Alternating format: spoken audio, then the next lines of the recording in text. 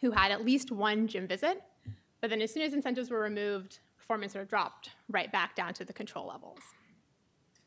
And so there's some concern that this decrease in performance that we've seen in a number of field experiments is due to the fact that by providing financial incentives to these participants, we were actually crowding out their own intrinsic motivation for whatever behavior change, whether it's weight loss or gym attendance.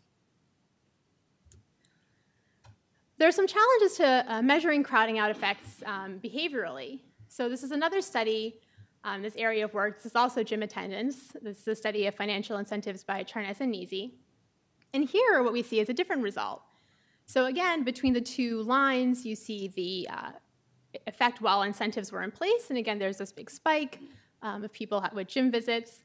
But then as soon as incentives are removed, performance does fall, but doesn't fall all the way. And we can see that it stays about twice the level of the control group. So there is some persistence, which may suggest crowding in, actually, or habit formation. So there are mixed results from these types of studies.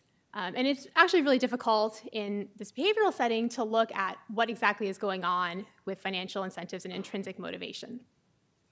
So what we're interested in doing in this study is testing directly the effect of financial incentives on intrinsic motivation by measuring motivation using survey measures.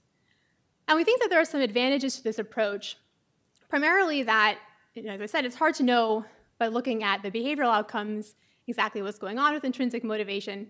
And we might think that maybe crowding out is happening, but it's happening, for instance, outside of the study window, so we're not capturing it.